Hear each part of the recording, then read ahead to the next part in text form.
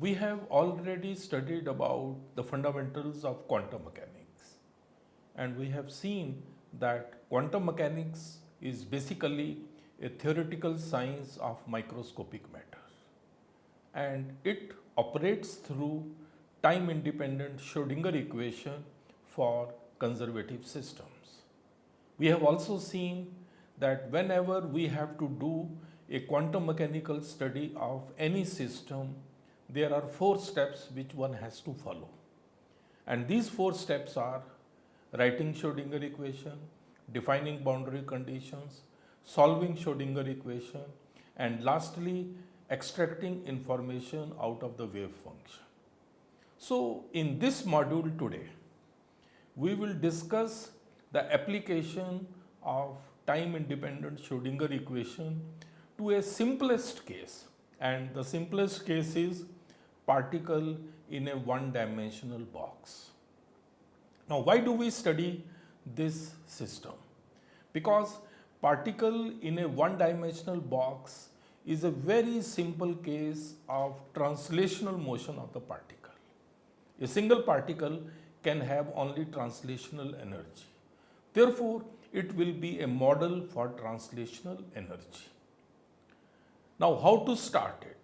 First of all, we will define our model.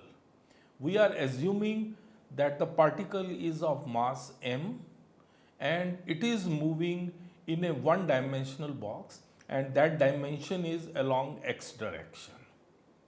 The length of the box is L. That means you can see on one extreme is x is equal to 0, and on the other extreme it is x is equal to L. So, the particle is inside this box, and then the walls of this box are infinitely large, and we also assume that the potential energy of this particle inside the box is 0. So, these are the assumptions of our model. Now, if we have to carry out quantum mechanical study of this particle, first of all, we will have to define Schrodinger equation for this particle. Defining Schrodinger equation, as you know, is h cap psi is equal to E psi. We have to define h cap, which is the Hamiltonian for this particle. Hamiltonian is made up of kinetic energy operator T cap and potential energy operator V cap. Since we are assuming potential energy to be 0, therefore V cap will be 0. But the corresponding kinetic energy operator T cap, as we have learnt already, is equal to minus h square upon 8 pi square m d2 by dx2. So, if we substitute this value in this Schrodinger equation, we get the resulting equation, which is d2 psi x upon dx2 plus 8 pi square m upon h square E psi x is equal to 0. And if all this quantity, second term, we make a substitution and define k square, then this equation becomes d2 psi x upon dx2 plus k square psi x is equal to 0. So, that is the Schrodinger equation for a particle in one-dimensional box. Second step is defining the boundary conditions. As you already know, the length of the box is L, and one end we have x is equal to 0, and on the other hand we have x is equal to L. And at these two boundaries, wave function must be 0, because particle cannot exist outside these two extremes. So, at x is equal to 0, psi is 0, and at x is equal to L, psi is 0. These are the two boundary conditions. After having defined boundary conditions, our next step is to solve the Schrodinger equation. And as you can see, this is a simple differential equation d2 psi upon dx2 plus k square psi is equal to 0. For this equation, the general solution is psi x is equal to a sine kx plus b cos kx. This is the general solution for this partial second order differential equation. Now, if we apply boundary conditions one by one, suppose we put x is equal to 0 and at this psi is equal to 0, then by applying this boundary condition, we get b is equal to 0. Similarly, if we apply the second boundary condition, which is that when x is equal to L, psi would be equal to again 0, then this gives rise to the condition sin kl is equal to sin n pi, and that means k is equal to n pi by 2. So this becomes the result of the second boundary condition. But we know that k square is equal to 8 pi square me upon h square, and if we put it back from here, we straightway get energy of the particle En, which is equal to n square h square upon 8ml square. Here n can have the value of 1, 2, 3, etc. But please remember, n cannot have the value equal to 0. After finding out the energy, our wave function becomes psi nx is equal to a sin n pi x upon L. Now we need to determine the value of a, and we know it very well, and that can be done through normalization condition, because within the box the total probability has to be equal to 1. And if we apply normalization condition here, we find that ultimately a comes out to be equal to 2 by L under root. After having found out the value of a, now we get the final wave function for this particle, and that is psi nx is equal to 2 by L under root sin n pi x upon L.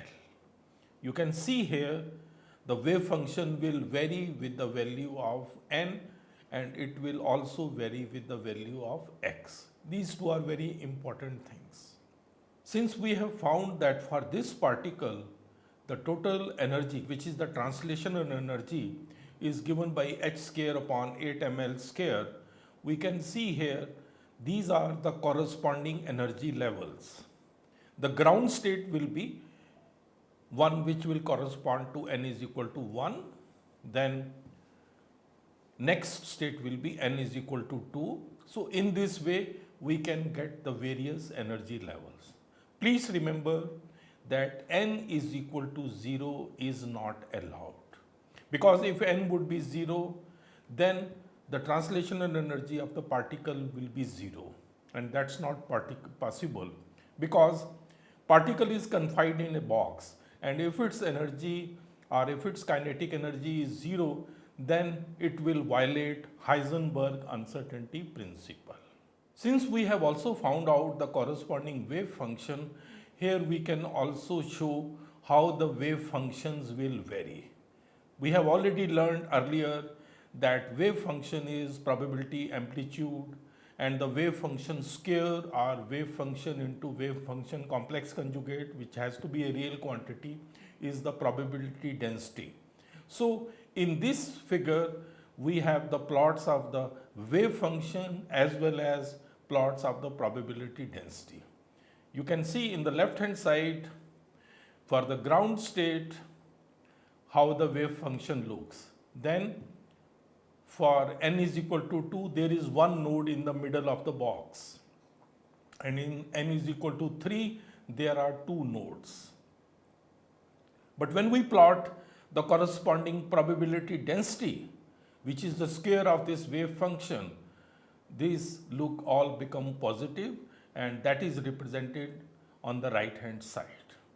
One thing which is very obvious, that in the plot you can say, if you are making a plot of the wave function for nth state, it will have n minus 1 nodes. Just as you see in n is equal to 3, there are two nodes. Now one thing is very clear here, that as n increases, energy increases, wave function changes, and one thing more which is important is that wave function is independent of the mass of the particle. Wave function depends only on the length of the box.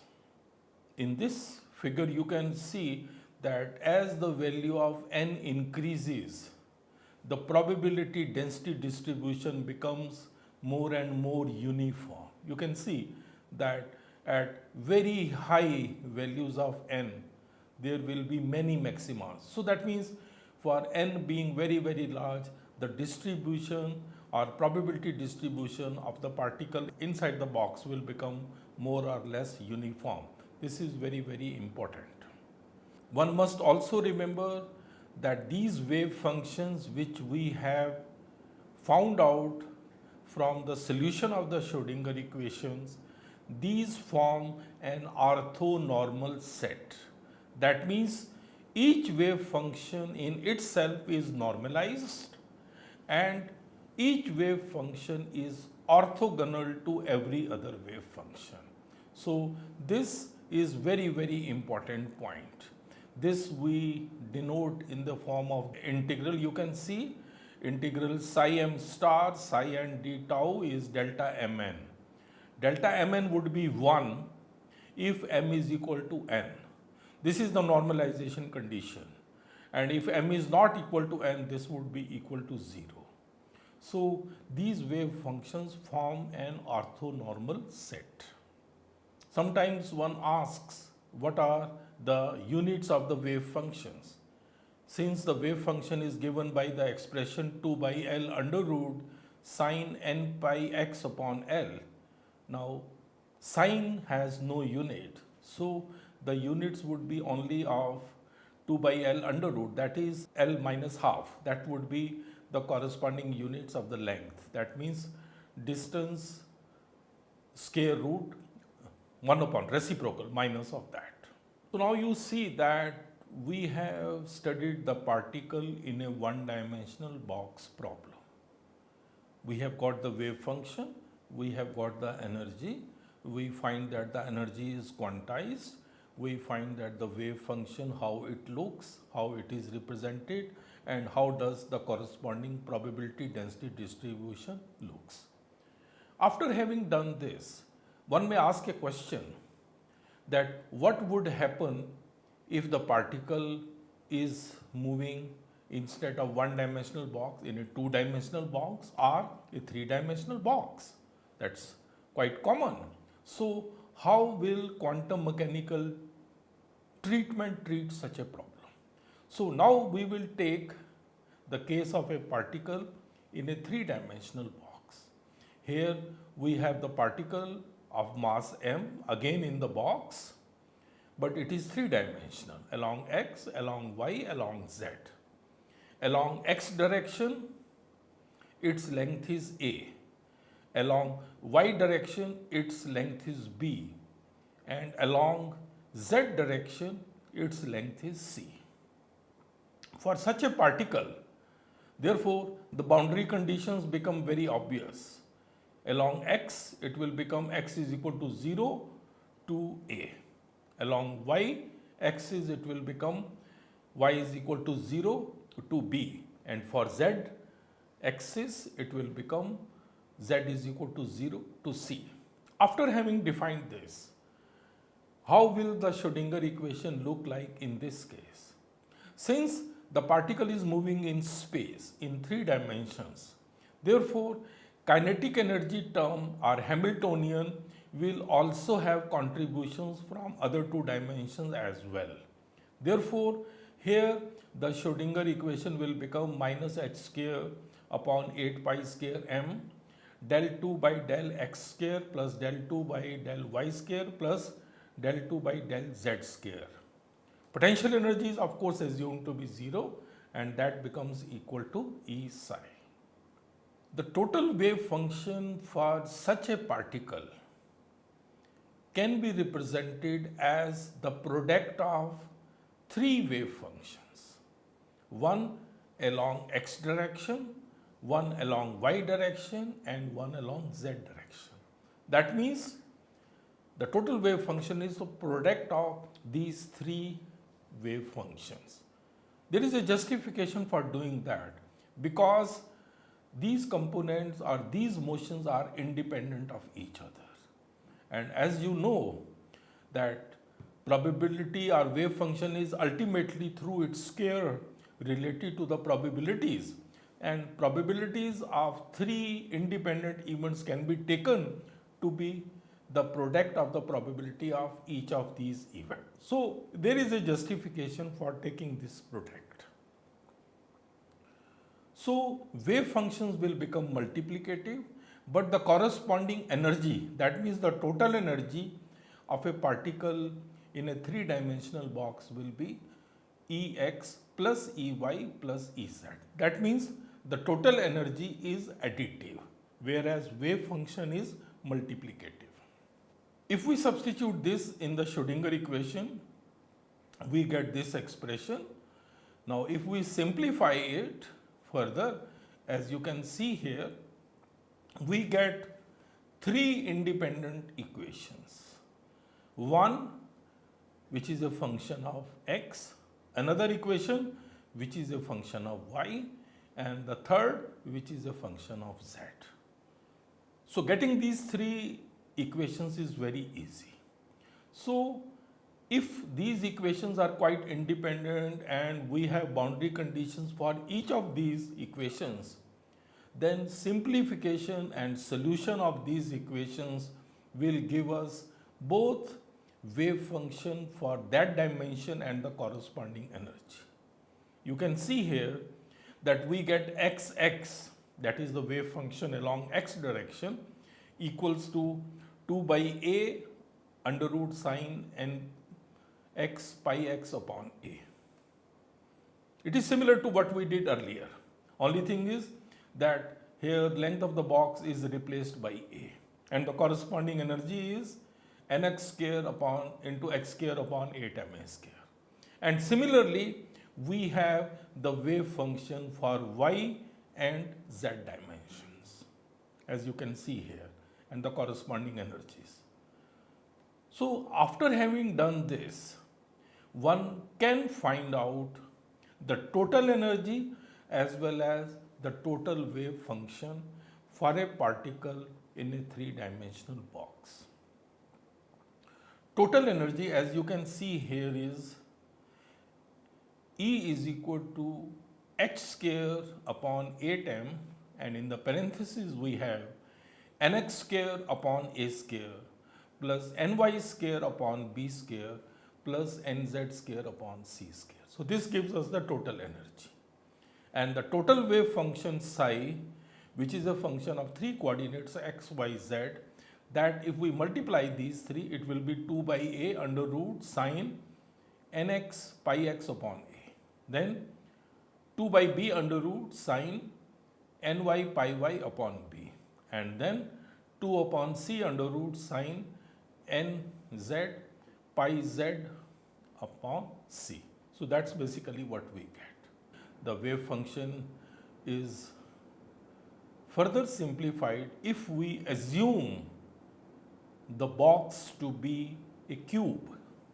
That means if the three dimensions along x, y, z are equal, that means if a is equal to b is equal to c, then in that case, for a particle in a three-dimensional box having equal edges, that means in a cube will become equal to, the energy is h square upon 8ma square, nx square plus ny square plus nz square. And the corresponding energy, as you can see here, is psi xyz is equal to 8 upon 8 upon a cube under root sine nx pi x upon a sine ny pi y upon b. But again, instead of b, we will have a because all the edges are equal, and then sine nz pi z upon a. So this is the corresponding wave function for a particle in a cube of length a. Here you can see, when a particle is moving in a cube, an important concept can be illustrated, and that is the concept of degeneracy. For example, you see here that when nx square is 4, ny square is 1 and nz square is 1. In that case, the total energy will become equal to 6h square upon 8ma square. But this value of a total energy can also be achieved when nx square is 1, ny square is 4 and nz square is 1, or when nx square is 1, ny square is 1, nz square is 4. That means there are three ways by which the same value of total energy can be achieved, and so on. Therefore, one can say that this system or system with this much energy will be having a triple degeneracy. This is very important concept. But when nx, ny, nz are all equal to 1, so there is only one way by which you can achieve the energy of 3h square upon 8ma square. That will be non-degenerate. So this way one can illustrate the concept of degeneracy by considering the particle in a cube. So in this module, we have studied today a very simple case of a particle in a box. First, we studied when the particle is in a one-dimensional box along x direction and the length of the box was L. We found that the total wave function for such that particle is 2 by L under root sine n pi x upon L, and the corresponding energy is n square h square upon 8 ml square. We also noted that in this energy expression n cannot be 0 because a microscopic particle can never be at rest, as it would violate Heisenberg uncertainty principle. Then we extended the case study and extended our studies to the particle in a three-dimensional box. We said that it is also very easy and we can separate the three dimensions x, y, z as they are independent of each other, and we calculated the total wave function as well as total energy.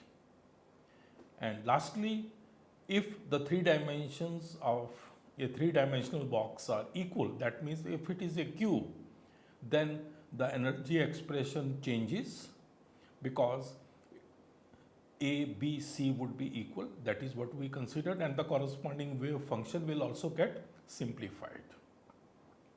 And from this, we also introduce the concept of degeneracy.